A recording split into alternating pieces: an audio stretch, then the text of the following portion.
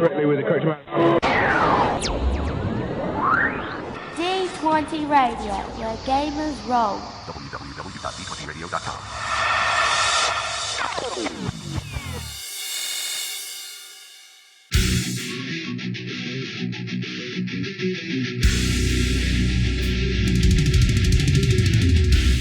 Welcome to Me and Steve Talk RPG, the podcast where me and my friend Steve try and help you get the most out of your role-playing game experience.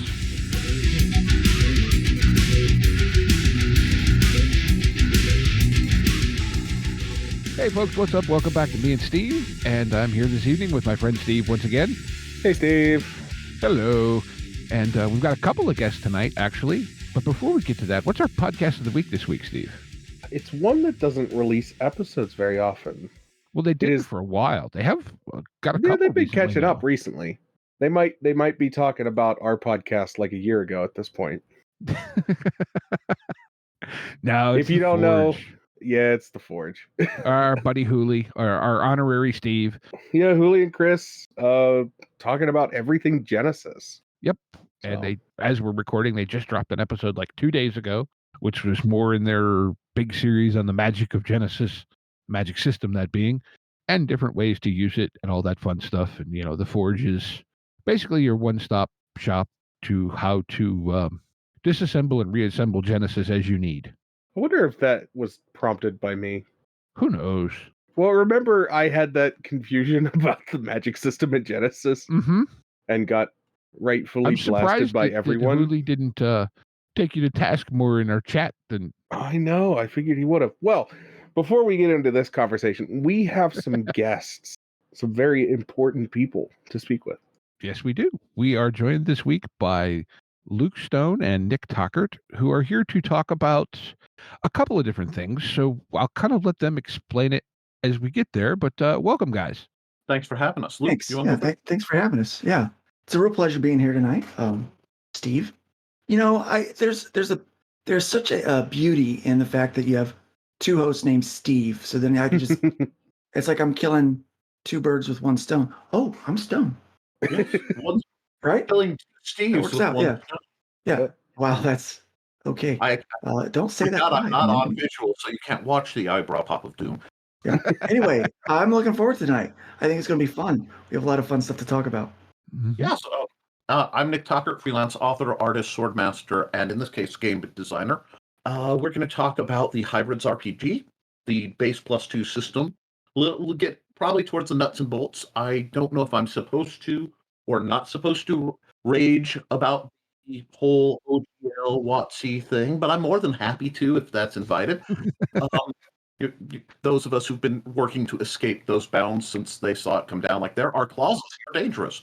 You know how Batman kind of like, you know, he just is seething in his Batcave. Oh, yes.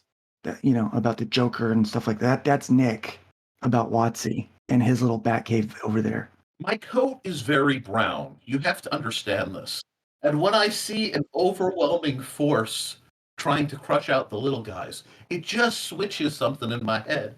And I aim to, and then things just happen. It's not my fault. It's just things happen. And all gesturing, all jests aside, gesturing a lot because you handcuffed me to speak.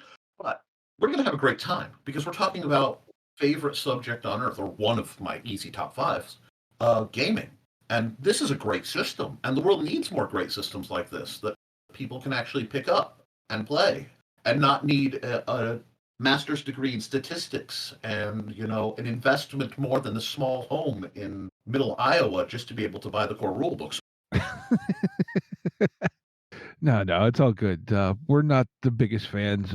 I've said before, I think the biggest thing WotC could do about this whole OGL thing is if they made a game good enough that people didn't care. But we all know that that's probably not going to happen. Dude, come on, that's a big ask. I mean, that's... They made 3.5, and then Paizo decided, hey, let's make it right. And then they tried to make World of Warcraft the role-playing game and failed miserably. And, I know we're not supposed to talk about those dark years, but then they made Streamline 3.5, which has, there were some mechanics. I will be honest, because I believe in being honest even about companies that I disagree with. there are some mechanics in there that are very useful, and there was a lot of innovation the creative team put in there. I will never bash the creatives for the corporate swinedoggery. Corporate swinedoggery, band name, called it. There you go. Oh, that's a good. That's one of those just good like It is a anti-political. Yeah, Yeah. That'd be a great punk band. yeah, just Yeah. a good anarchist punk band. That's a good one. I will tell you that corporate swinedoggery, their fans favor Mohawks. They're not afraid to yell "oi," even though they're not British. Oh, Yeah. And, they have profound opinions on what type of beer is better. I don't drink, but even I know that corporate swinedoggery has, profound opinions on, Guinness appreciation. I think they might be out What of is the Boston. best beer and why is it Pabst Blue Ribbon? Wow. Okay. Oh, God. Remind me to find a song called Truck Driving Vampire for you. Actually, I'm probably more of a Yingling guy if I drink at all, but Okay. I don't Fair because enough. you do not want a drinking Luke. You do not want that. Western PA Yingling is the beer of choice. Yeah, I bet. Yeah, it's from right around here, I believe. But in any case, Steve and I have had a number of conversations around WotC, and we've come to the conclusion that, well, neither of us particularly like the game. We hate the company. All right, yeah, that works. We don't like you and we don't like your product. Please leave us alone. The problem is they took Hasbro, God help us, tried to do Nerf or nothing, and then failed to make good Nerf blasters. Don't get me started on Nerf. I could. He went off on this on the episode I haven't even released yet. Yeah. You're clearly a man of clear wisdom. So, you have that going on. And these guys get a hold of D&D.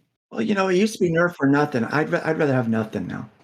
No. Oh, please. I can recommend some brands that'll knock your socks off. Dark Zone does things. Dart Zone. I've seen Busby blasters that are better than most $60+ Nerf guns.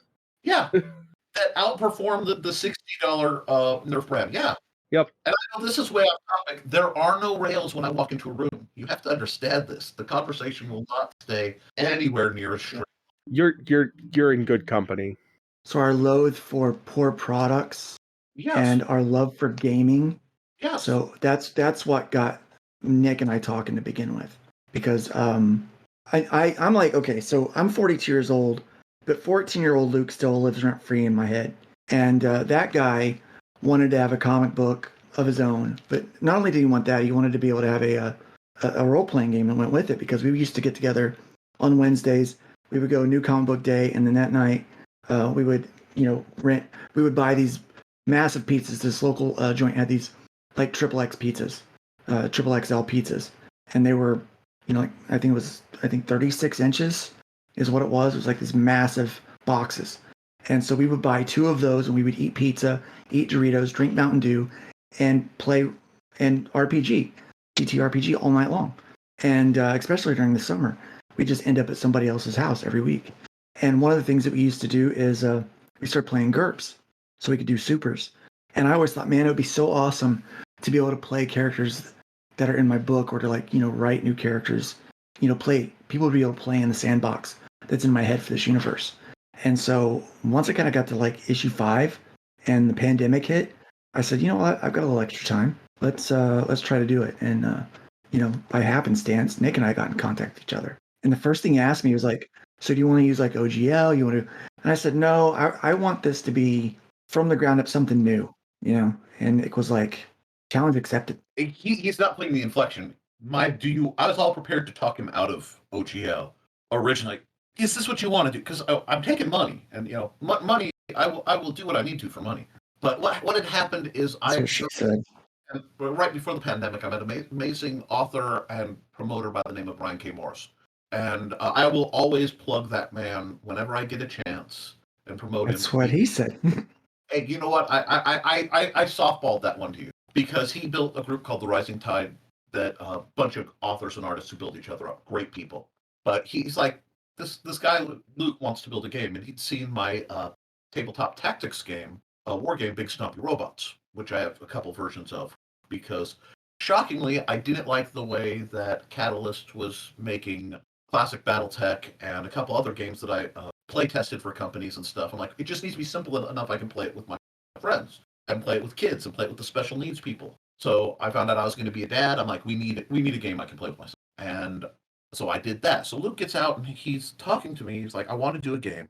I want a new system. Because some other people tried to use Luke to power their system, when he was shopping around. But well, I have a system I've always wanted to do something with, and here. And he said he wanted his system. Like, cool, okay. You're gonna have to tell me about the character. I'm gonna need to know all the background. And then he got me addicted to the best comic since Claremont wrote the X-Men. I said it, I'll stand by it. Hybrids is better than just about anything being mainstream produced out there, and I keep trying to look into it on every measure. The art's better, the writing's better, the lettering's better. It just die hard. And I love this universe. So now I have this universe that I absolutely love, and I'm reading through and I'm trying to figure it out. And I ask, I need some reference between. He goes, hey, I got these cards I made. Okay. Remember the Transformers, how on the back of the Transformers boxes, it would have like energy 10, strength 3, or whatever it was. So he hands me these cards with just, random sides. I'm like, okay, I can build off of this. He goes, what do you mean? I can build you a game off of the cards you had. Easy peasy lemon squeezy. And I spent 2 weeks, about 20 hours a day. So I'm taking care of my kid because I homeschool and take care of my autistic son. And while I was doing that, I'm taking care of him. Anytime he's watching something, my phone, I'm typing on my phone or a tablet or on the computer. And during that time, I suffered I developed severe neuropathy and my hand stopped working toward the end of it. So I literally taped permanent markers to my hands, clutched them like boxing gloves, and stabbed out the letters to get this thing done because I believed that much in it. Horrible pain. I've since then, I've had 3 years to do physical therapy and I'm working pretty well now. But I wanted a game that anybody could pick up and play. And that once I realized we're doing this for Luke and we know a bunch of other comic book creators don't talk to Luke, maybe we can port this to other people too. It's because we all as kids sat and went, Superman versus Batman, go. We still, Batman versus Spider-Man, go, And I too many years of doing that. And from my background of homebrewing, I'm like, let's just set up a balance, set up a system where we can put in anybody and anybody can deal with anybody else. And I'm proud of it. I'm proud of it because it makes what he essentially did, sorry to interrupt you, but what he did is he created his own open gaming, his own OGL that he calls Base Plus 2. And he's like, yeah, the math was right here in the cards. And he explained it to me, and then I was like, all right, cool, whatever. And let's play the game, right? And so, like, he created this base model, and then he was like, oh, well, the hybrid gene's going to plug in as a module, and we can do a fantasy module, and we can do a cyberpunk module, and we can do a this and a that. He goes, so pretty much anything you want to add into the game, anything you want to do in the comic book, we can put to the game. The sky is the limit. And since then, he's learned just how limitless my imagination has become. And so, it's pretty awesome. It's great because one thing that like WotC and a bunch of other people, they lie about how complicated the core math has to be when even their core math isn't that complicated. I studied statistics absent-mindedly as one of the things I did in college. I hate algebra with passion, but statistics I can do with sleep. Statistics make sense. And once I got into that mentality, I'm like, okay, what's wrong with every other game I'm playing right now? It doesn't cover the right rules. It has too much junk in the crunch, and you can't pick it up, look over it, and play it. So I approach it just like I did when I wrote the Big Stompy Robots game. You simplify how tight can you get the core. So powers in hybrids come from a genetic predisposition because one relative of yours involved knocking boots with a fallen angel. And that may be, well, I mean, that's what it is, yeah, pretty much. But, and you have a percentage of that DNA in you, and if you have enough, it can be activated and you get superpowers. But one of the first things I wanted to do is make sure, because I read the book, and one neat thing is you don't have to have superpowers to be a capable, functional character in that universe. So after I realized I've actually got 2 characters in the comic that are pretty BA, and they don't have any powers at all. One of them doesn't even have use of his legs, and he's still pretty BA. I was going to say, before we get too deep into the mechanics here, and I'm more than happy to go down that road, maybe get a little bit of background here. Just what is the kind of the world and the base of it? What is the hybrids world from maybe even more Luke's perspective. So I'm a pastor. Yes, Not currently assigned anywhere. So I'm technically just a comic book artist, I guess. And that's my profession right now. But my calling has been that of a pastor. And so many years ago, I was serving in a church with a youth pastor, and I was kind of his volunteer. He was kind of mentoring me, and we would have discussions about conspiracy theories, aliens, and all kinds of stuff, and how that fits into the Bible, and how it fits into historical documents and things that, like all kinds of stuff. And we got really discussing Genesis chapter 6 and the sons of God, and they, saw the daughters of men and liked them and had babies, and those creatures were known as the Nephilim, and they were the men of renown, and what that word means, what they were really described in there, and how, one of the things that we came across was that it was those Nephilim really influenced all of the mythologies that we have in our culture. So angels knocking boots with fish gave you mermaids. Basically, angelic bestiality gave you these mythical creatures, and and then you've got the Greek gods, and in Norse mythology, all these things can all be traced back to this story about angels and humans having babies, and so it got me thinking, as we were tying all of that together in the city of Atlantis and aliens, and we had some fun conversations. One day he goes, "Luke, you should make that a comic book." And I said, I think you're right, I should.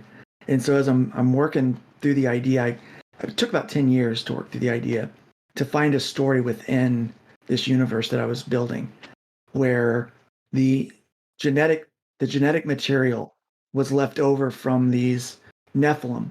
Now we know that Joshua was tasked with killing the last of the Nephilim kings, and in the Old Testament.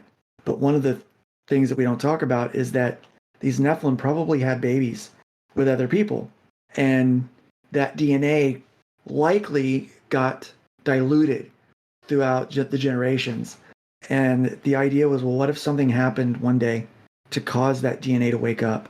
And when that DNA wakes up, people start to get these fantastic powers like the Greek gods and, these myths of old. And, what if the thing that caused it to wake up was something really evil and sinister? And so I just started kind of writing these stories and come up with this idea. And so that's the world they live in. Angels and demons are real, and Nephilim are real, and these are the descendants. Yeah. Because Luke wrote a great story, but he gets so passionate in the origin, he forgets how to sum it up really tight. It's very, very simple. Take a angelic, and yeah, the angelic source is there, a version of Claremont's X-Men, right? And drop them in the Resident Evil universe, where a vastly powerful, incredibly influential company that to get the idea, take the Umbrella Corp and Cobra Industries and kind of squish them together, and you start to get the kind of organization that this is. Yeah. And it is ran by a literally diabolical figure who knows everything that's happened and knows that these stories, the genetics, have been kind of let loose. The guy behind the corporation, at least in the current arc, after issue 12, you're going to find out that he was just a pawn in the whole thing. After all, he thinks he's kind of the guy in charge, but basically it's Azazel that's in charge of this thing, And Azazel is if you look historically, he's what people would think of visually when they think of Satan. And he's, the horns and the red skin and all that stuff. But he's also the one attributed with convincing the angels to have sex with women. So if you read the Book of Enoch, he's the one responsible. And he's also the one responsible for teaching humans about war and weapons. So no spoilers, but I will give you a hint. That motivation has something to do with what he is doing. So yeah. It is. That's basically. Yeah, it's basically the X-Men. The X-Men meets Cobra. and the thing is, unlike you look at the X-Men and you look at most super powered universes, they're about the people in tights and capes and all that crud. And Hybrids never feels like it's about the tights and capes. It's about the interaction, and it's just as much about the mundane people in this world as it is about, the people with powers. And many times they transition from being mundane, totally normal. I mean, the literal hero of Luke's main overarching thing is Clarence the Trash Man. He's literally a big garbage man, the most blue collar, down to the earth kind of character you and me. And when I saw that, I'm like, let's start there for the game. So what I did with the game, and that feeds into the mechanics, is I made a thing where, okay, I'm gonna put this real simple. I made a modern RPG first, and I made a RPG that is better than the WotC version. I said it's better than D20 Modern, and D20 Modern is my favorite version of any of the third edition stuff that came out from WotC. I mean, I'll be serious. Streamlined, sensible, how real people work, easy math. Got that hammered, because once that was hammered, that is the core for the modern version. This is how guns work. This is how fighting works. Your job determines how much money you have. Your education and what you work give you different. Your skills aren't modified by, we have dragon blood and all this stuff. That can come later with whoever wants to punch it in. It's skilled by, I've got more stamina than you have had to work overtime for so long. I know how to do it. I know how to operate tired. You're a professor. You've never had to pull a 20-hour shift running a forklift or something. And building from that up gives you a world where real people can have exciting adventures and grow like people do in completely insane situations. There was something that to kind of what feeds this is, I think, the writing of the stories to begin with. Claremont had this wonderful thing that he did when he wrote a superhero story when he wrote about superhumans. The super part was just kind of an addition. Yeah. The really interesting part about his storytelling and his writing was the human aspect, and kind of the who they were and how those personalities interacted with the world around them. And so that's what I wanted to do. I wanted to tell. I wasn't happy with the X-Men that I was getting, and so I wanted to write an X-Men that I was happy with. And so that sparked this, and Nick caught on to that right away. In fact, the quick play that he wrote to kind of introduce the game mechanics, it just it doesn't revolve around. It just revolves around people either ending their day or starting their day from work, and shit hits the fan. It's basically how the first issue starts out. Almost like Tremors. One of my favorite movie series ever was Tremors. The worms, Burt Gummer, all that. And what it was people doing what they could with what they have. Those late night, I love the old horror movies, or the old sci-fis where it's just normal people trapped in a diner, and suddenly like chupacabras are coming through the door or whatever. And how do the people work with that? So because coming into this world, you don't know anything about it. Most people in the world don't know anything about that there are angels and powers. That's still very hush hush. There are forces trying to keep that under wraps till it's time for it not to be. On both sides. I mean, both sides, yeah. On both sides of the ball on that in the story, because it will, once that's known, it will just mess everything up. Well, see, I think that brings up what to me has always kind of been, I've always looked at Supers games as being particularly challenging from a design perspective, because what defines Supers games? You could be playing as, Superman and the Super Friends, or you could be playing as Agents of S.H.I.E.L.D., both of which are supers, but they're vastly different. And on some level, there can be interaction there. And how do you make that work for a game where you can have all that at the table? I think that's literally the challenge. It's funny that you mentioned Agents of S.H.I.E.L.D. because that's very much the kind of benchmark feeling that I was going for. Part of it I did is I hardwired into the game a hard stop. There is a hard stop that says you can only get so much of a bonus, no matter how you get it, and still be considered a playable character. And I had to fight this real hard because I'd explain power creep is a thing. And the problem is once you get to Goku can blow up a world because he's cheese, all sense of scope goes out the window. When you have that point established, it keeps the threat viable and believable. I don't know about you, but like whenever Spider-Man is out trying to keep a bodega from being robbed, or somebody from blowing up a portion of New York or whatever, these stakes are things we can wrap our mind around. As soon as it starts getting to it'll destroy the world, back in my mind, it's like, well, we know the bad guy's going to lose. Yeah. Because they're not going to blow up the world in the vast majority of time. I think there's always that one, but so I start to distance myself. And as a gamer, I found my first D&D book. It was the rule book from the world's ugliest red dragon in the new, easy to learn, quick to master Dungeons and Dragons, right? And just the rule book from that box alongside the road, because I was poor. And I'm like, there's a dragon. They're cool. Picked this up, and I had like level 1 to 5 of old school. THAC0 is a new optional kind of rule. All your AC is backwards. This is where I come from. And for a couple decades, I had no money, so I expanded homebrewing out of that. So I got really a real understanding of what happens with power creep and what happens when the way threats advance. Because after a while, all that matters is you roll a 15 to hit it. They have all these bonuses and they have all these bonuses. You do all this math. At the end of the day, it's, well, I need a 15 to hit that. Well, yeah, and here's the thing. In the comics, I mean, let's go back to 14-year-old Luke. Yeah. That guy living in my head, that kid, every time I create a character, I'm rolling a die in my head. Like, he's got to be playable. Yeah. Or she's got to be playable. And we can't have these OP characters, right? Now, there are a few characters in my universe that we call God mode, that their percentage of DNA is greater than 40% of angelic DNA in them. And so their power sets are next level. And that's part of the reason why they're being hunted, because they're looking for hybrids with God mode level power so that they can farm their abilities, basically.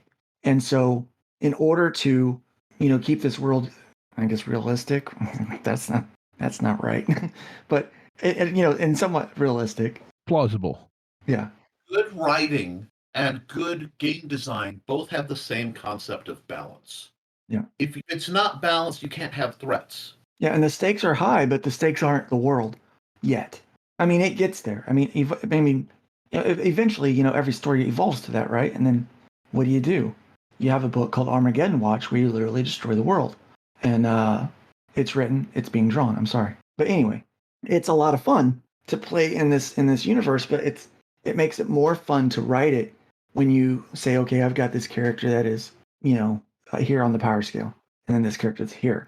So how is this character going to match up against that character unless they're smart, And then they also have a little bit of luck involved with it. So, that's really, kind of where I write at. And Nick, I think that's part of the reason why Nick fell in love with the story, because he's like, this is so doable as a game too. And that's why we start. When he wrote the Space Plus 2, we don't start with supers, and I think that's where the superhero genre and RPGs goes wrong. Like, that's the end goal. That's where they start, with the supers in mind. How do I make Superman?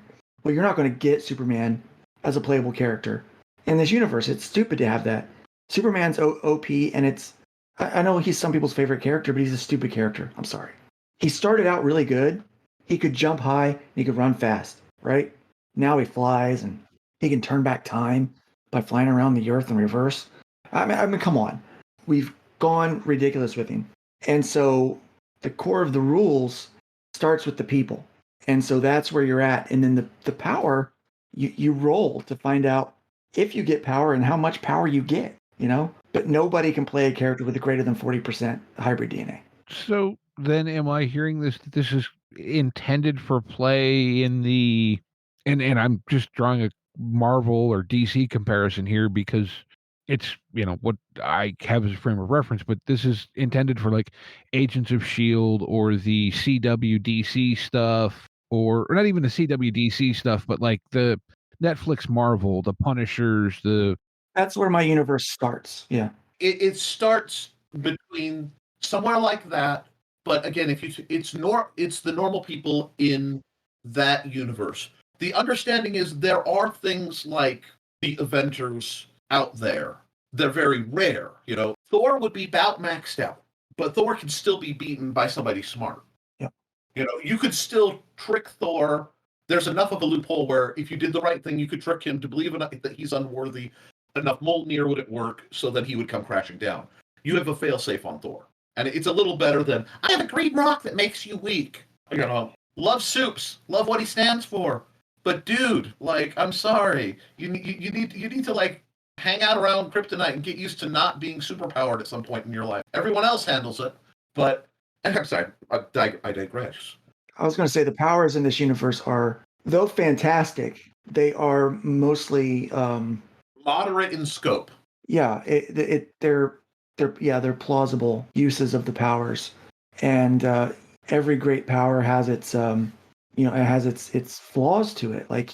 Trash Man is probably one of the most powerful people in this universe, but he has one major flaw that we don't reveal until issue 9 that Nick had to know about. Yes, and I love it because had it told me, I would have had real problems with the character. And Luke, don't take this wrong, but without that flaw, he would have been a Mary Sue of monumental proportions. But because that flaw and how it works, it's okay. People think immortality is awesome. There is a book called The Mummy by Anne Rice, and he gets a kind of immortality in it that seems wonderful till you realize that because you can't die, he's still relatively limited to about maybe twice or 3 times human strength. If he goes sailing and sinks to the bottom of the ocean, he'll spend basically eternity being crushed to death. That kind of logic is in there because when you look at an RPG and you compare it to even the fantasy RPG tropes, I've always found that the highest levels in traditional fantasy games, you feel the coolest, but when you pay any attention, it starts to get kind of dull. I mean, I hate to put it that way. I can do a wish and I can do all this. Unless you have a really creative brain behind how you're using high-end powers and you have a really complex kind of thing, it starts turning into just a punch-up. I'm going to hit your power with my power. And that, there's very little consequence because you're not going to die. Your character's not going to die. In my universe, my system, there is a limit of how many hit points a human body can hold. Even if you max out the superhero things, there's still going to be a limit at the far end. Now, is it outrageous beyond normal? Sure. But there's a hard line limit. And by working with that, we came up with 2 systems for superpowers. So what you do, let me rewind. You set up your character, you pick what job they work. So you get a character. I'll give you a hint. The system is called base plus 2. Want to get what your stats are? You have 6 stats, and then you all start with a base plus 2 bonus.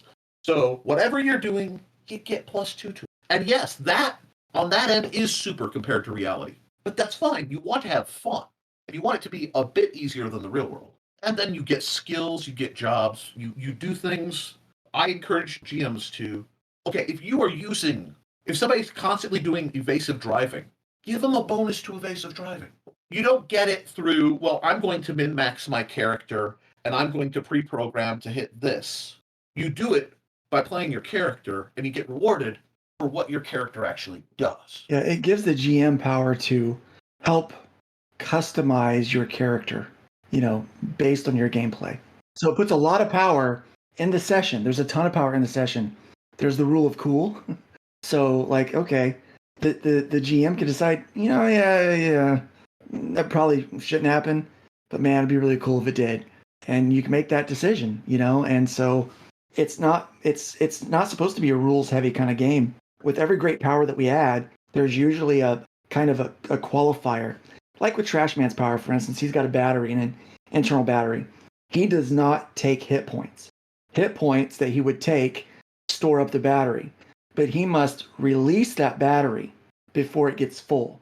If it gets full, he has 2 rounds to eject or to use the power in the battery, or else he has a radial explosion which causes hit point damage to anyone around him within a certain sector, and then he's out for 3 rounds because it knocks him unconscious. So here's this God mode character, but he's got to be very strategic on how he uses his power, or else he could find himself in a screwed up situation, right? So we kind of do things like that. For mundane things, I don't do randomized damage. I have fixed damage for all the weapons use, environmental damage, things like that. It is a fixed number. You could play without getting into the powers. Now, once you get into superpowers, then your abilities are a little more randomized. But a gun is going to shoot for gun damage, by the different type. You'll be able to track that. Shockingly, most guns can very nearly kill somebody, because It happens that way. when you're a little squishy in game, it matters more. If you think about when you've played long campaigns, and this is why people love things like Call of Cthulhu, there are consequences for your actions, so you have to play a little smart. You have to stop and go, okay, if I do this, this will happen. I'll pull a vampire thing and say, you can only soak so much damage. Yeah, everybody's a little squishy. I mean, again, as I'm writing, the super part is great, but it's the human part that matters in the story writing and the storytelling. And so the same applies to gameplay. The super part is fun, but really it's the human part that is the focus of most of the game, and it's the story. Because no one wants to be sitting there, doing, scientific equations to figure out if they can open a Coke bottle. So is kind of the thrust of the game then, from what I'm hearing, it's not so much about big splash page action so much as how these individuals, either with or without powers, interact with the things that happen because of those powers being present in the world.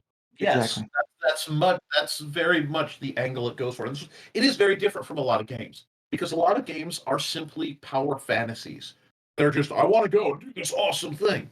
And my problem was I looked at it and I realized how much of that was flavor and how much of it started to disassociate.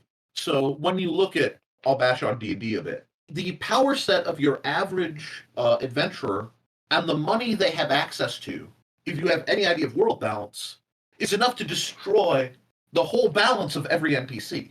I literally just coming into a small town with that much gold with their finances. It's like there was an African king, I can't remember his name. He came up to Egypt and he literally broke the economy in ancient Egypt because he brought so much gold with him that he was just throwing it around because he didn't care. Mm-hmm. Well, I've said that for a while, and Steve heard me say it. I think, that's one of my complaints with the design of, be it 5th edition, even 3.5. Once you get to about 5th level, what's to stop this adventuring party from just stopping and saying, okay, it's our town, we're staying here? The only thing is, Right. most players don't have the good sense to do it. I remember looking at the cost of a silver dagger, and going, it's 25 gold for a silver dagger. What are you doing? Well, I'm going to go to this blacksmith, and I'm going to hand him a pile of silver coins and say, melt that into a spike for me. And, well, you can't do that. Why not? I will never forget sitting in it was a 3.5 when they were doing the redo edition. I was playing a gnome, and he kept getting swallowed in this mass-marketed adventure, and he couldn't draw his weapon. He was a ranger. And I said, I don't have a dagger. No. I'm out. I want to sharpen a stick and put it in my belt. Well, why? So that if I get swallowed again, I can poke something.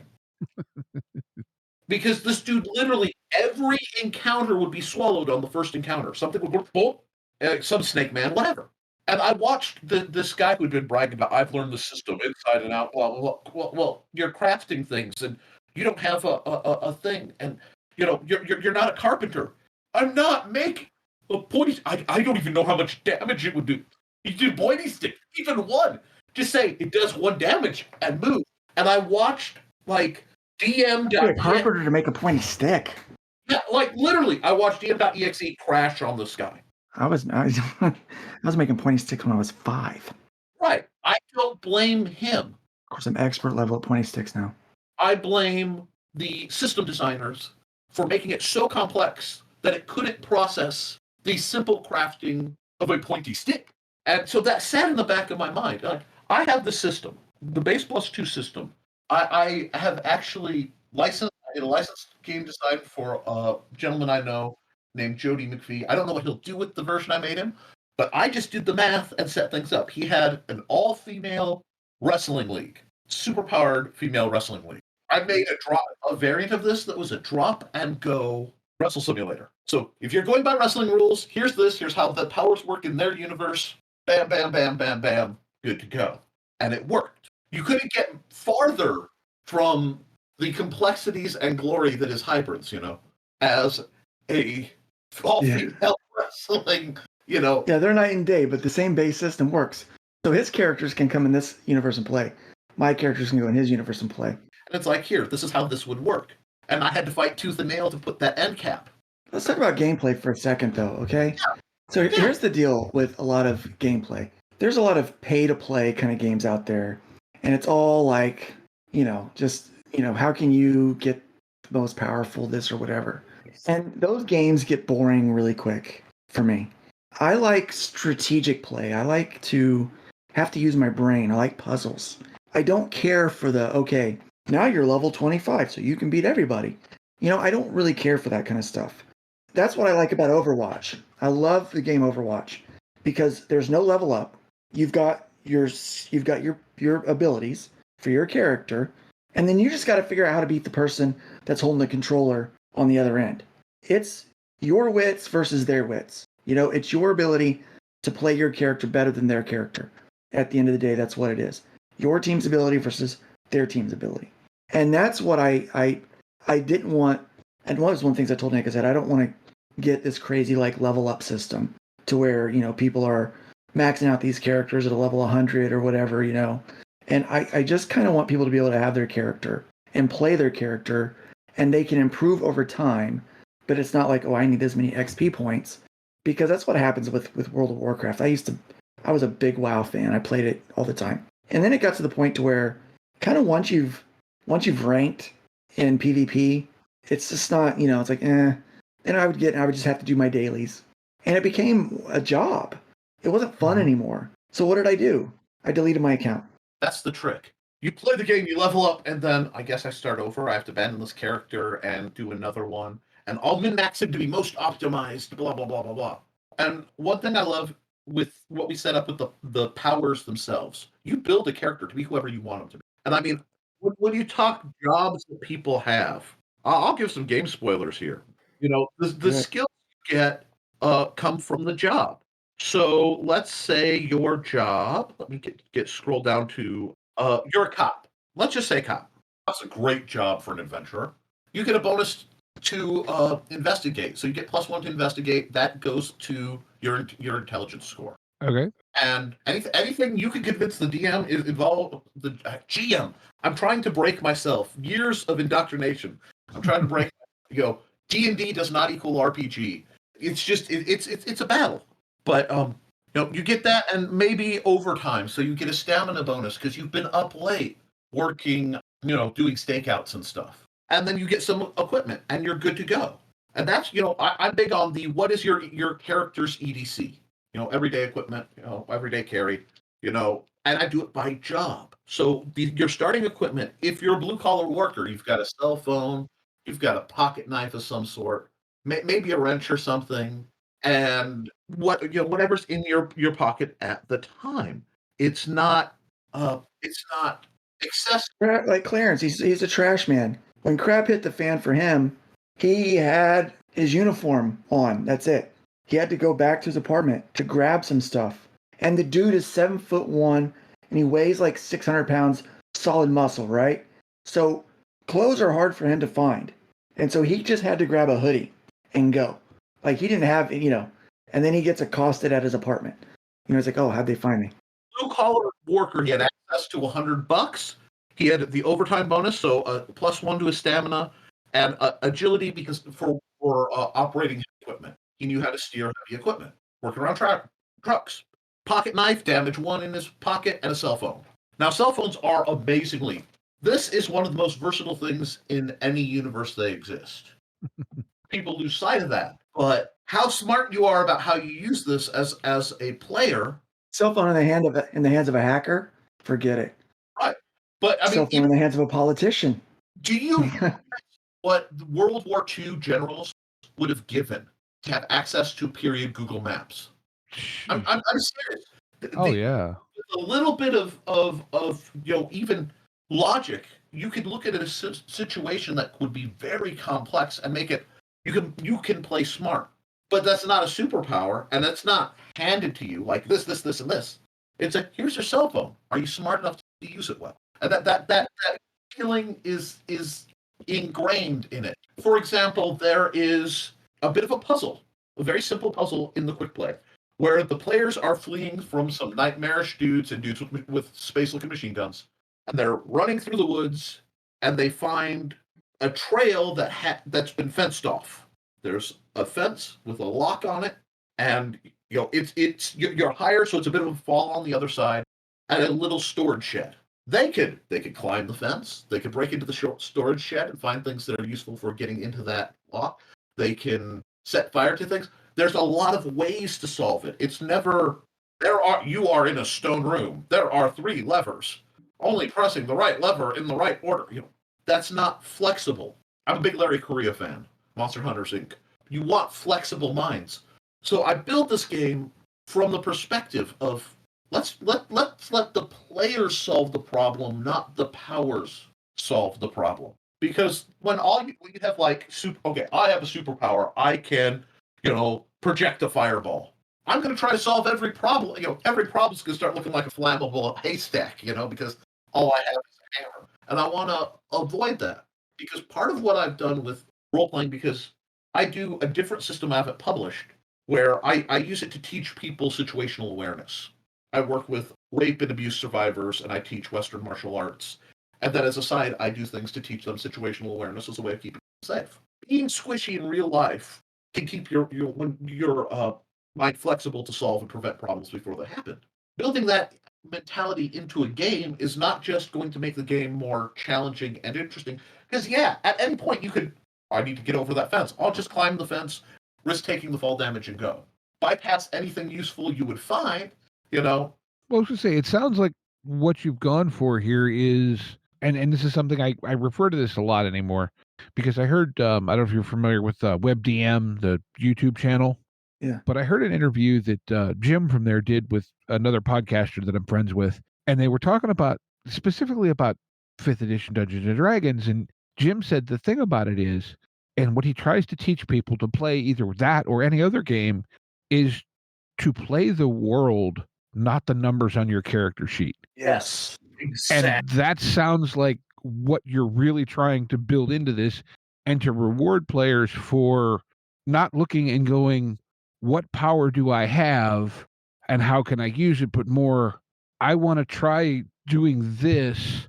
How can I make the things here help me do it? Issue 5 of Hybrids, they are attempting a rescue mission, and they could easily get in the front door by using Trash Man, but they bench him, and he's their exit strategy because they know that, because Rev has no powers. He's a disgraced pastor who is sharp. He's sharp as a tack. This guy is clever, and he decides to bench Trash Man as their exit strategy in case they can't get out, and they decide to go in like a scalpel to make it quick.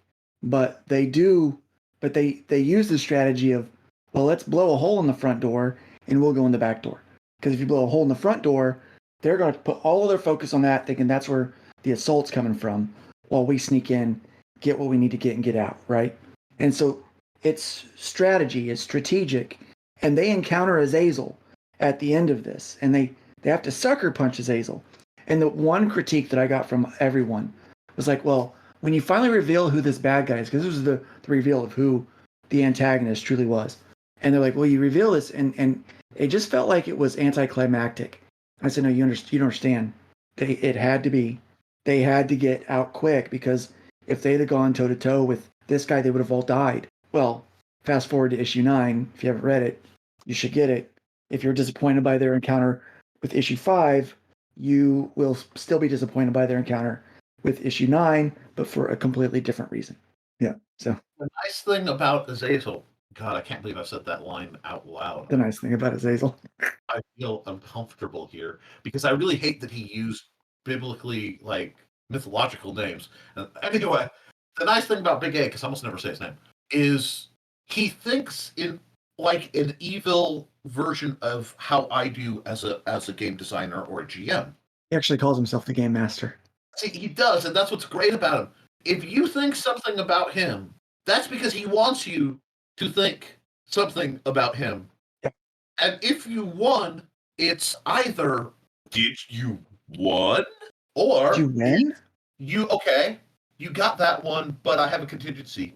Ironically, Big A is closest to Batman in his operation, as he is to any other character, and I live for Batman done right. Not the I have a contingency for that. If you're going to do that, show him setting up contingencies a few issues earlier. That show don't tell kind of thing. Don't pull the contingency out of your derriere. At least give a thread, a hint that this has been going on. And dang, if every turn that you walk into that Luke talks about, every hook he puts in his plot, if you go back a couple issues knowing that that's coming and rereading it, you will see the Easter eggs and the breadcrumbs that are there. And that to me felt, again, it sounds silly, but it felt like good game narrative. Mm-hmm. If you're looking at like you're writing a module, it's the same kind of process, but you want a connection that goes backwards and forwards, so that when the players are thinking about what happened later, it's like, why didn't we see that? Or ha ha. Yeah. So basically, what we did is Nick actually, kind of seeing this world, he built a game and a core that could be used with any plugin, but it's for the clever game master. That's who it's for. It's for the player and the group of players that want to have fun, want to be challenged on how clever they are. They want to blow things up and punch things really hard too.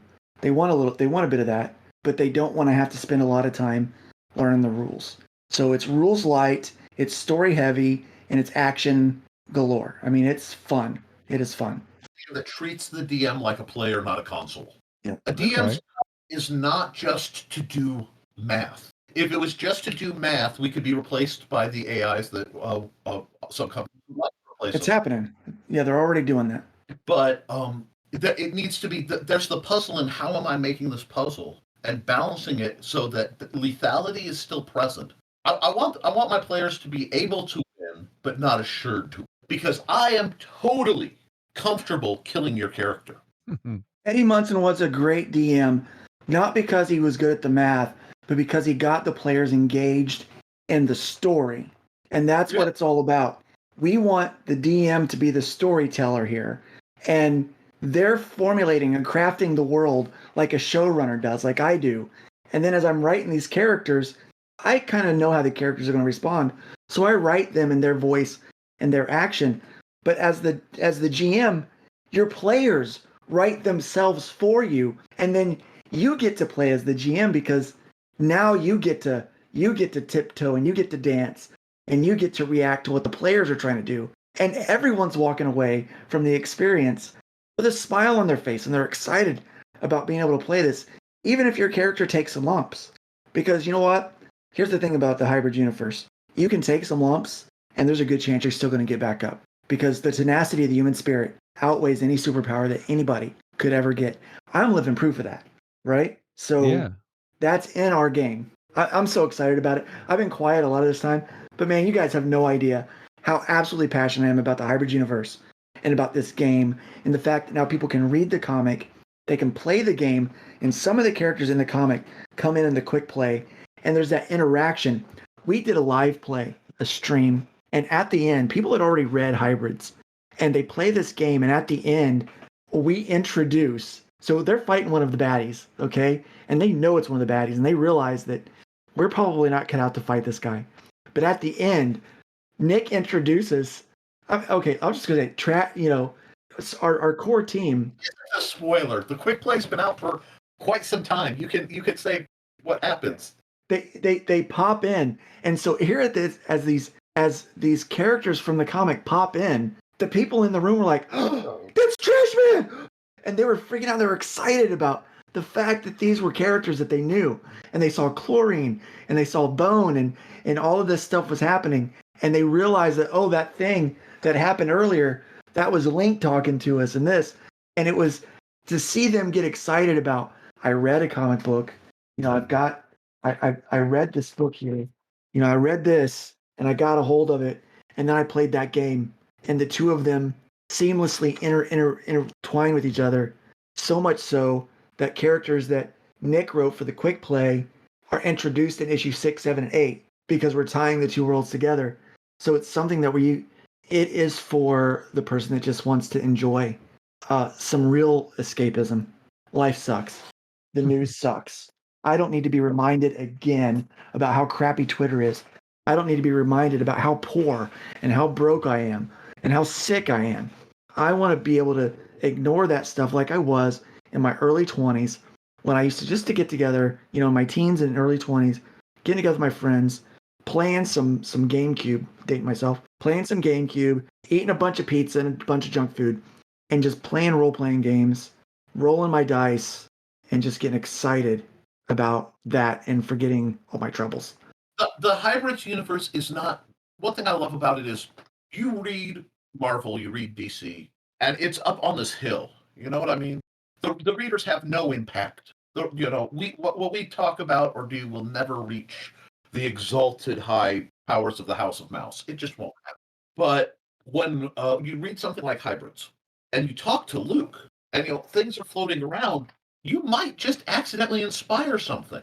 And one thing that's really neat, because I wrote the core book, and I populated it, and I went, these are the characters I have, and I checked with them, you mind if I put some NPCs in?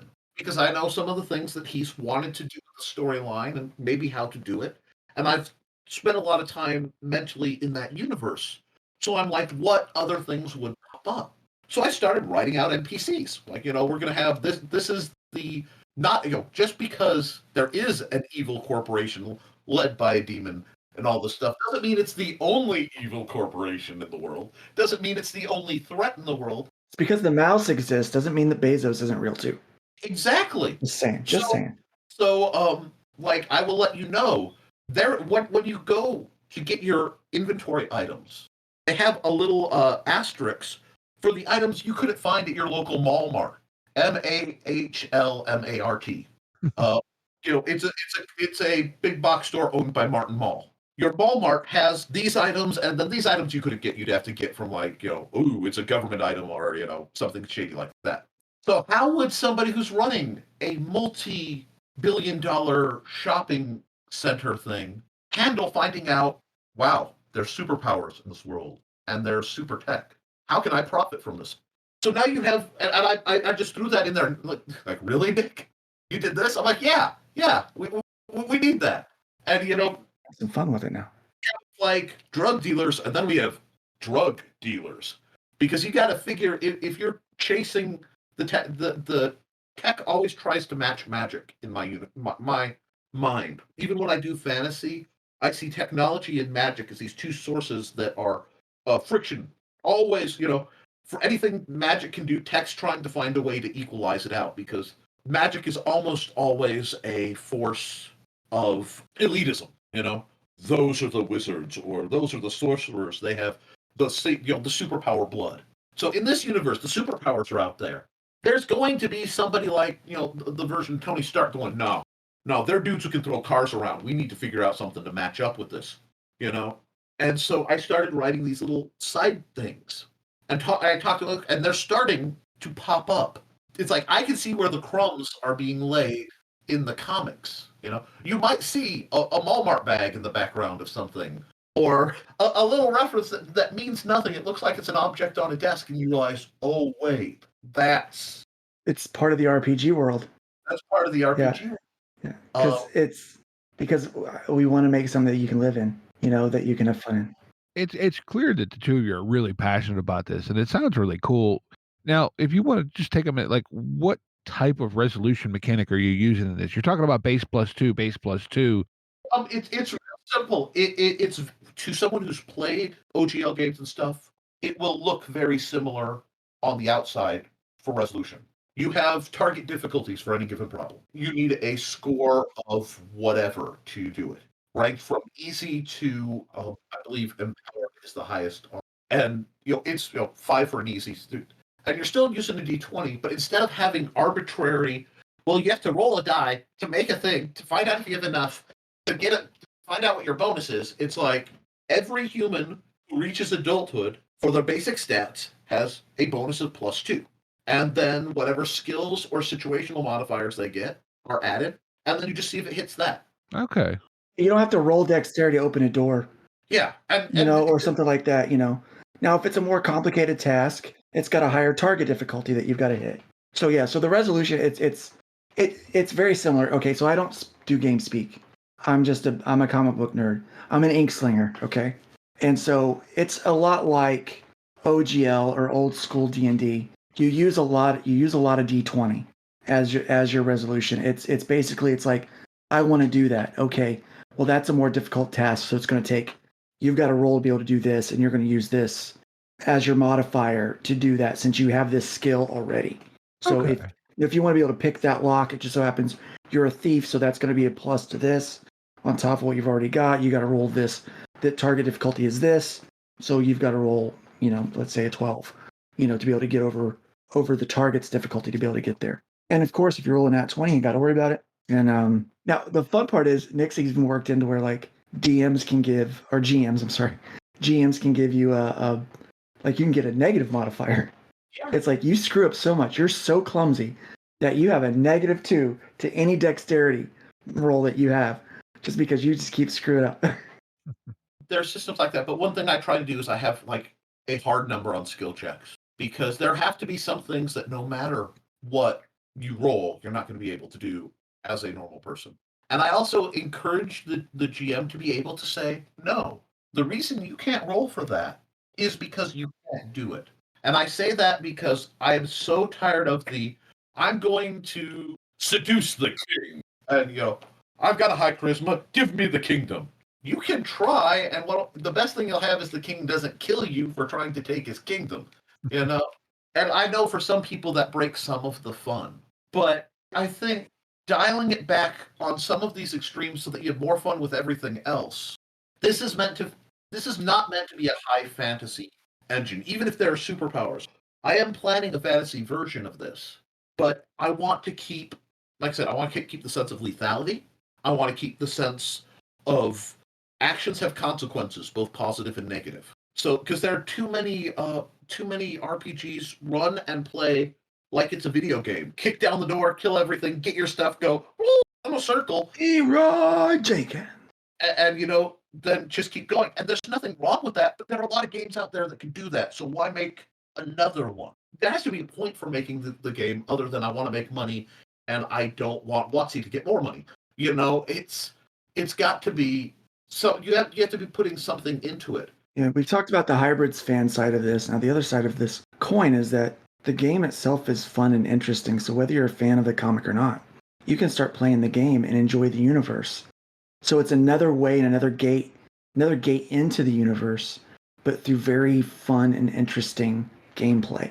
So it's you don't even have to like comic books to like it. With what's going into, because this is a flagship core, that's why it's a core rule book. With this, if you decided, I don't necessarily want to do the superhero side, but I want to run a leverage style heist, you have that full tool set in here. Right there for you. If you want powers involved, cool. If you don't, cool.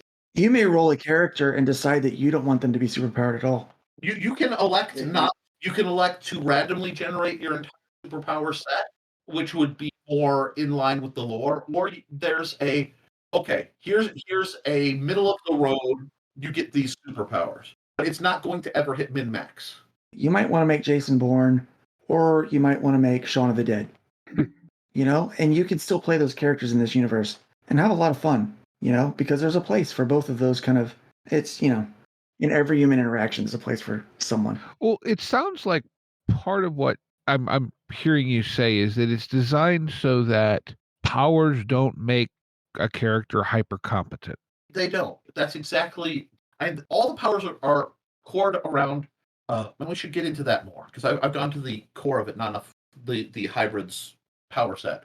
It affects the primary stat. So if you're looking at, you get a certain power set and it will boost your intelligence, and you have intelligence base, but no power arrangement gives you superpowered everything. So you're never going to have more than about 2 stats at truly ridiculous levels from a real world perspective. I built a lot of Mary Sue prevention into this. I built a lot of min-max prevention into this. So you get your powers, it's tied to, you get something that's active and something that's passive. assuming you have enough for it. A passive ability is always turned on. That's like Trash Man's buff battery. He will not take damage as damage. It's always there. His strength is always very high. But he also has an energy projection ability, and that costs power points. You get so many power points that you're assigned, and those are basically like spell slots per day. But you only have a few, so you have to be tactical with it. My background coming into RPG design is from tactics gaming. It's from things like BattleTech and Wartime and things like that. So again, where power balance and functionality and cost all kind of rattle together. So I wanted to keep that sense of you're never bulletproof. Like you might be bulletproof, but you can still drown. There's you never have that high level D&D where what's the point? You have enough hit points where you can step out and get hit with a nuclear missile and be like, well, okay.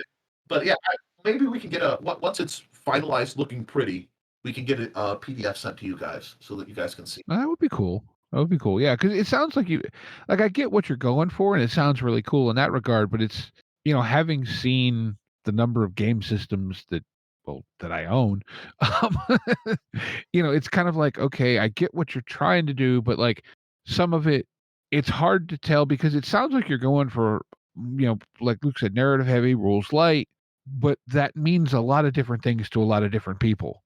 That's a case where Luke is using terms as best he can. So it's built around the narrative, and the rules are simple. There's a difference between simple and light, if that makes any sense. No, I see where you're coming from. I've put a lot of, as much thought as you hear me talk about how the players, I've had to put that much thought into the design where everything has a balance and a function. So you don't have to do a lot of math. Because a lot of my goal was when I wrote this was to make a game that the GM could run, and you could take the brain power you would go to running add this, carry this buff, do this, and put it to, I could be smarter with how it's applied, how the characters are going to act, eventually, encourage good level design, things like that. This is putting a much bigger engine in this car that is hybrids than it really needed, so that it would never, a bigger processor in the computer. It's meant to be the game is set to do the work for you on setup, so that when you're playing, you can worry about scenario. Does that address the concern? No, yeah, that wasn't a concern. It was just, again, like I've seen, like different games do things different way. There's a really neat, I'll call it an old Warhammer fantasy hack. Yeah. Called Warlock, where the guy literally took the D100 mechanic and made it a D20 rollover system, but it still works as a percentile because your target number is always 20. Right. What I did when it came down to where it ended up, so many people's background is with, frankly, Dungeons and Dragons, that I wanted the player to look at it and go, oh, this is going to play like D&D, and it's going to feel like D&D for ease of use, but it's functioning in the background much better. So, and like I said, with Luke's module, with the hybrids module attached to the base +2 engine, the first step was the base +2 had to be solid. Because, when I started working on it, I realized it had the potential to be this powerful TTRPG processor. And then with Luke, it was, how do you want your power set to work? And then it was almost like I was licensing it in, if that makes sense. So we worked with it, and there were compromises to get the powers to feel how he wanted them to feel. And it took a lot, because in the middle of it, he decided to take a nap and go die on me, and then come back and make things very complicated. But so there was some rehashing. His memory was spread around. But the games, what would happen is he would ask me this question. He'd get hung up on a question, and he'd message me at whatever o'clock at night, and I'd come out blurry-eyed, turn on the computer, go, hold on, what are you looking at? Scroll down to the next paragraph. And we must have had a dozen of these questions where I'm trying to learn this game. Well, I don't understand what's this, but literally the next paragraph, the next page, it's answered. You just keep reading. Because he was worried about it not being plug and play for people who'd never gamed. Because when you hear me talk about it, it sounds complex. But it's complex because it's complex in the way chess is complex. There are only a set amount of moves and very limited rules. It's how you play the game that makes it more. Mhm. And that's what I feel is the longevity in gaming. And it's longevity in a system, it's longevity in an experience. I do admit I see leveling up personally in gaming as a trap. Because when you're playing the game, there are two goals most people have when they're role playing. I want to learn and I want to solve the scenario. And the problem I have found is most modern gaming is so much about no, I want to make numbers bigger. There's certainly an element of that. That it's an experience that I find different because when you were playing like again, so basic expert champion, that crowd, you're starting at basic. You're going to have a substantial amount of time before you level up, especially at level 1. You have to earn that. And at the whole time you're squishy. So you're paying attention. Every conflict could be the character's last. And there's that sense of consequence. So you end up more engaged. And if you listen to people tell their no stuff there I was in game stories, they split to the low to mid-level stuff. They either did something really smart, like we were fighting this dragon, and I didn't even mean to be there, but we dropped, the cave ceiling on its head, and somebody got lucky and it killed it. Or, I had to sneak around and be real smart and do all this. And then the others as well, I was a level 16 so-and-so, so I used this ability to stack into this ability. It's like, I played Magic. I know what a combo looks like. Those are two different games. And I've found with most people I've talked to in 30 years of running games, the guys come back to they just want the fun of being someone and doing something. And it's like, we don't know why it stops being as fun. And it stops being as fun when there's no threat. And it stops being as fun when you're not using your intelligence and your situation, your tool set to solve the problem. You're using power A, B, and C, running it as a macro. That's when it turns into a video game. So big part of what I did is just figure out about where that line is statistically and say, we're not even going there. Now, if we want to go there on a later expansion or something, it can be done. But I know this will be a fun and actually interactive analog experience. Cool. And I'm passionate about that. I'm passionate about the players. I've run games for people who have physical limitations. And if you've ever ran a game for somebody who's been in a wheelchair their whole life, their scale of what is heroic in game, a lot of times is you don't get it. My guy was running across the battlefield doing X, Y, and Z. And if you listen to them, it wasn't whatever power their paladin finally manifested. It was they were running across the battlefield. Mm-hmm. That gives a sense of power to the player and to the experience of being someone else for a little while. And if I want to be, keeping track of my damage per second and, how all my resistances and all this minutia, I'd literally go in and I'd fire up my Xbox and I'd play Skyrim, I'd do Warcraft, I'd do something like that. But when I'm role playing, I'm being somebody. So being the character is a whole different thing. And it seems to be completely lost outside of the stats in most stuff. I mean, that's why, ideas like alignment they don't like.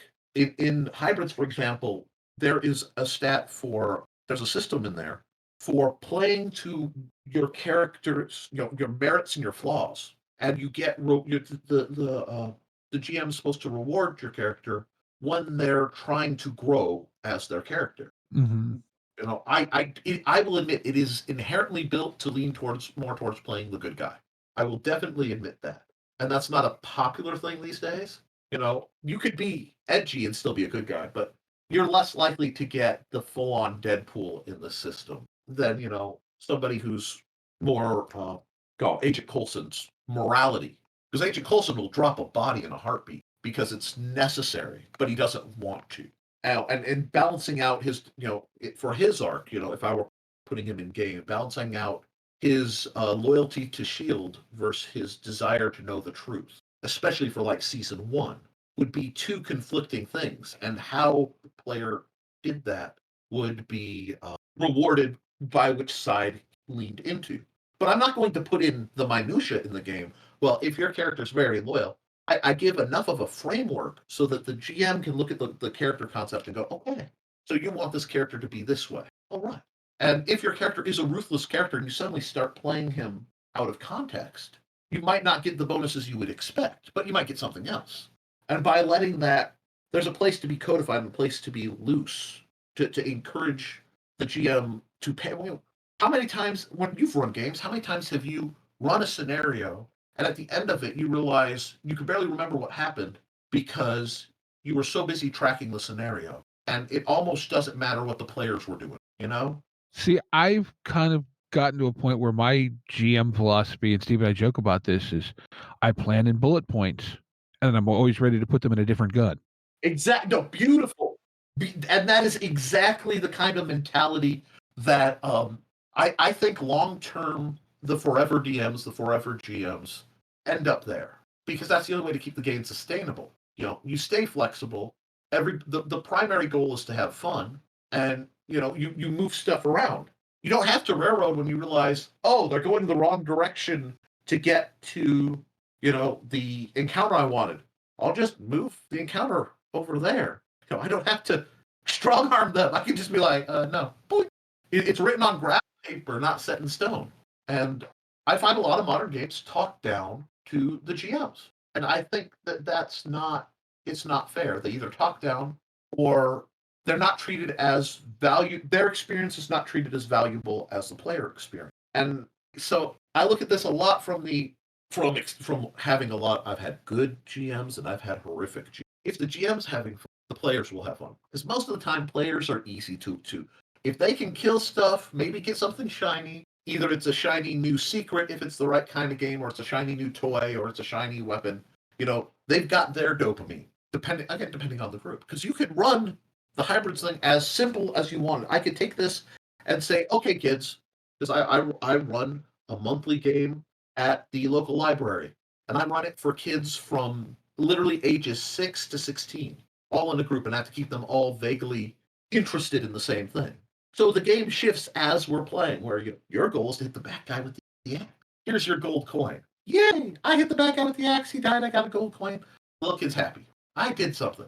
The 16-year-old, now here's what's happening. You've turned out that the person who sent you here was actually an agent for Lord Solitaire, and that you've been wiping out his opponents. How do you want to handle this? Oh. And by keeping parallel levels of content, you can shift the play experience to hit whoever's coming through. Yeah, like I said, I'm really curious to see this, you know, in a little bit more advanced form to kind of get a better feel for it, because I like a lot of what you're saying about, you know, how it's, you know, just the things you've tried to design into it. And I know we could keep going forever and ever here, but given, you know, the realities of life, and I have to get up at 4:00 in the morning. I didn't this. I'm passionate about gaming. Oh, I can tell. Great world building and such. So if you could, I know Luke had to step away. Do you have some links or something where people can find more about what you're working on, his comics? I know he sent me some stuff in Messenger, but the best place to go for that is lukestonestudios.com is his main site. There is a Hybrids RPG Facebook group that right now is it's a public group. It's a little quiet right now because, you know, the scheduling and stuff. And the best way to find out about mechanics or anything, I'm on Twitter at Nick Tockert. You can find me on Twitter. Just fire me off a message. I'll send you any links I can. You can still buy the quick play through lukestonestudios.com. And right now we're a little nebulous on the crowdfunding situation. Mm-hmm. You can find most of my links are at nicholastockert.com. Okay. The other games I've done, at least the tactics games, are all available through Amazon. Okay. Because I've done a couple RPGs in development, but I never overtly published them. Mm-hmm. I've also done a design for a gentleman by the name of Telepathic Bunny, combined with a fellow by the name of Buddy Lord. I did a whole different RPG style system, completely from the ground up, radically different mechanics, called Writer's Rule, and I don't know when that's coming out. I spent 2022 in the back of people's chats going, okay, you want this to do this? Because I joke I am a game mechanic. My job is to fix the engine for the game, make it go. You guys make it pretty. and run with it. That's what I do. So it's very rare for me when it's game time to be this far forward in the process, because usually my job is vast majority of the time is to make other people look good, because people see the paint and they see the body on the car, and that's what's going to draw them in, and what they feel in the handling and the power is what will keep them driving the car and buy the car. Mm-hmm. I kind of look at prioritize. Get the shiny, pretty people in. Let them do the stuff. So it's rare that I get out of my little cave and yes, put the numbers down and the dice down and percentages and all this and go, hi, let's talk about this. So I know I can be a bit much.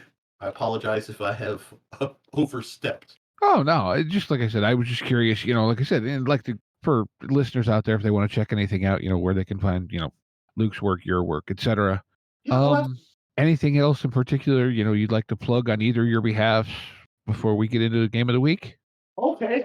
Since I am here and I can plug things, I have a book series on how to learn to sword fight, because a great many gamers would like to transition. I've spent 20 years teaching sword fight. It starts with the simple sword. You can get that on Amazon. Then I have a book on axe fighting, the fighting axe and the simple spear. I have the Big Stompy Robots line of games and novels. I've been building the lore and mechanics for this since 2007. It's just a great, again, rules simple, quick to play, easy to learn kind of game, where it literally has the golden rule is when in doubt, choose an option that blows the most stuff up. My art can be found either on at deviantart.com/Nick T. I've been there for 20 years. Or Curtain Tales, Volume 1, which is a publication through Amazon. And I broadcast at youtube.com/Nicholas Tockert, Monday, Wednesday, and Friday for a morning show at 10 a.m. Eastern called Never Mind the Furthermore, where I promote authors, game designers, artists, creatives. You guys are more than welcome to hop in the chat over there. I'll plug your shows, and we just try to hold each other accountable, build each other up. I have a Friday night on the Historical Fencing Guild channel where we review swords, talk trainers, help build people up there. And then sometime during the weekend, I do Art Time with Nick, where I draw the thumbnails for the other shows. And then I do, prompt-based art just to keep things light and loose and kind of Bob Ross my way. So I'm all over the place. Once you start looking for me, I kind of pop up everywhere. The only place I've kind of been lax is actually Discord.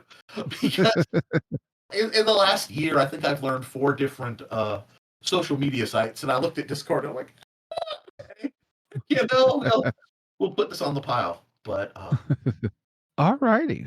Now, I heard you end your show with a really neat call out to a game people should be playing. Yeah, well, it could be a game you've played, could be one you just heard about, read about, think it looks interesting. If you want to do it, we call it Game of the Week. Game of the Week. Game of the Week.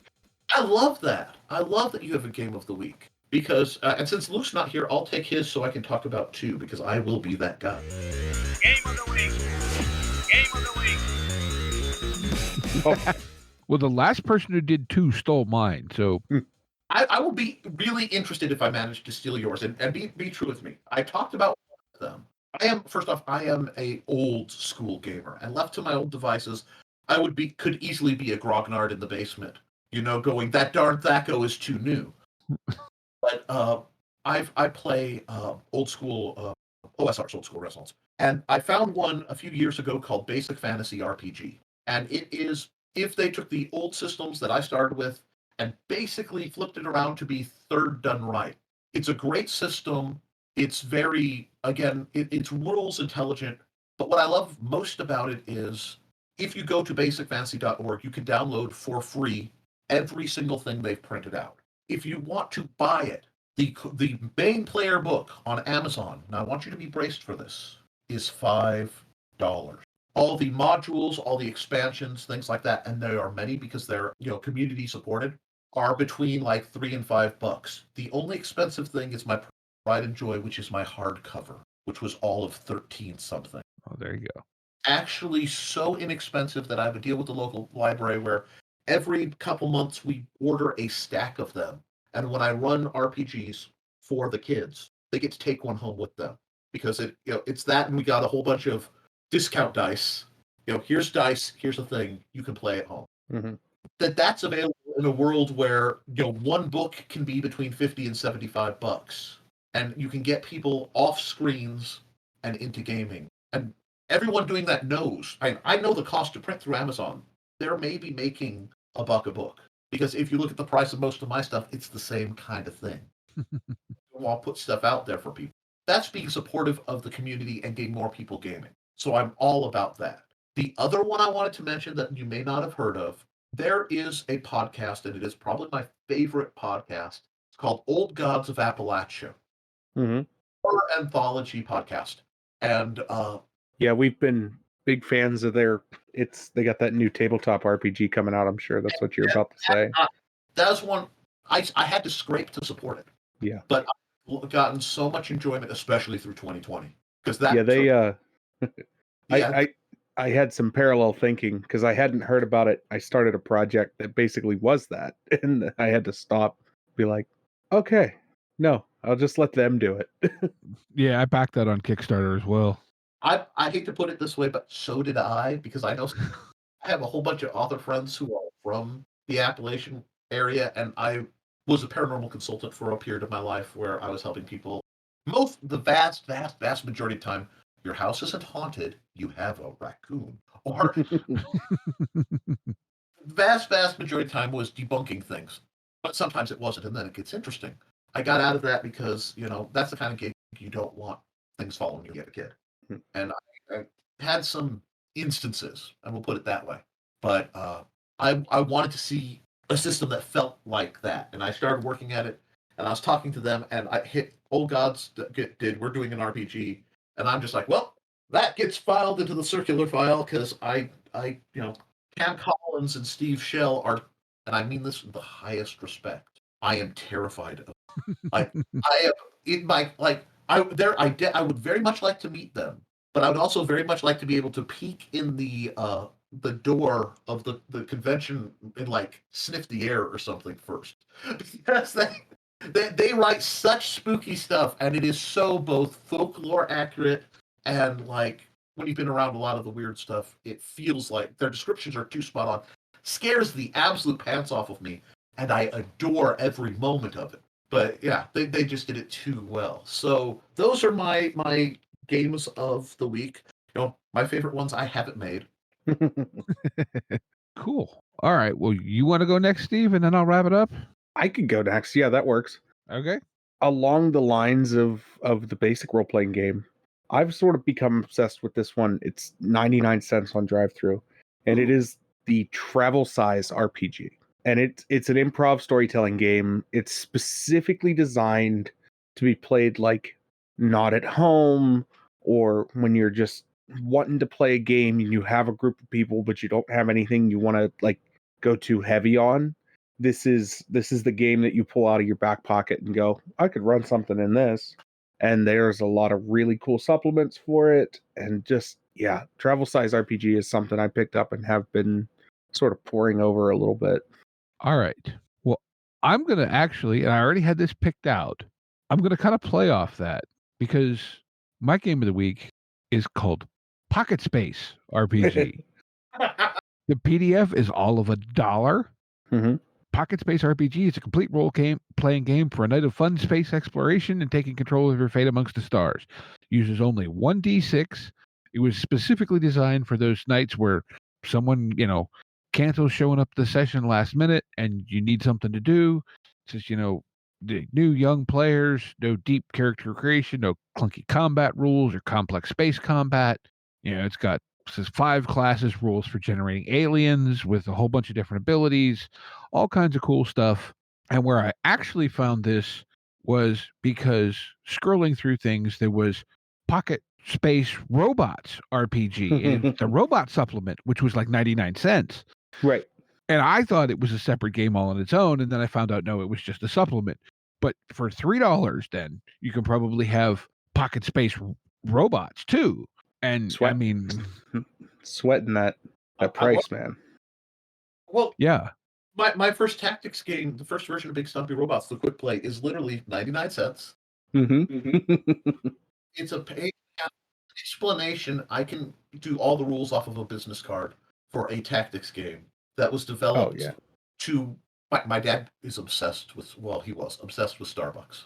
He would go to Starbucks. It was he quit drinking many years, but he realized Starbucks gave that bar feel to be a regular. So my son and I'd be sitting there at Starbucks waiting for Dad to get his order.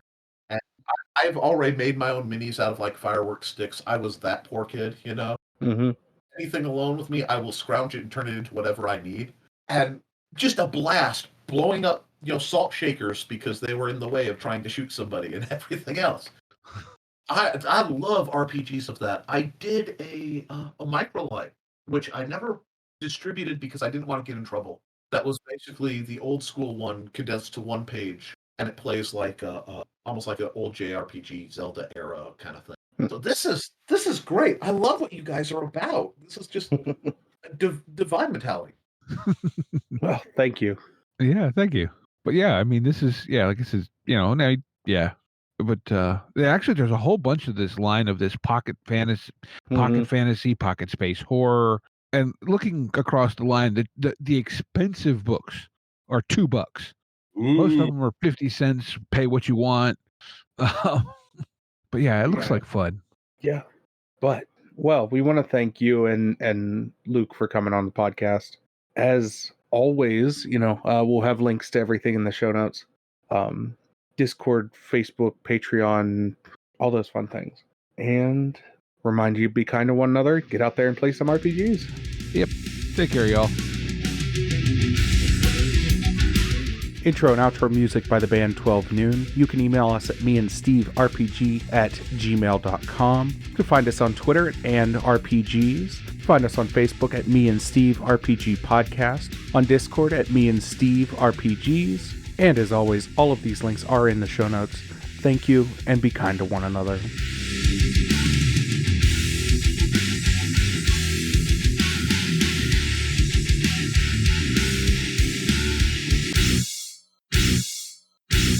How much for the cigar? Cigar, $20, dog. You gotta go down the street to the store and buy that.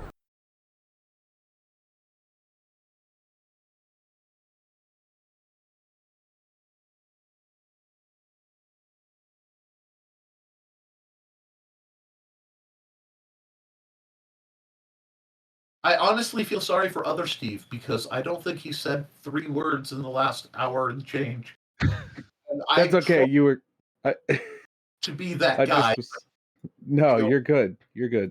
People cannot see the nearly radioactively yellow Hawaiian shirt that I'm wearing that is brand for myself because when I come out here, it's like I'm going to turn everything on. But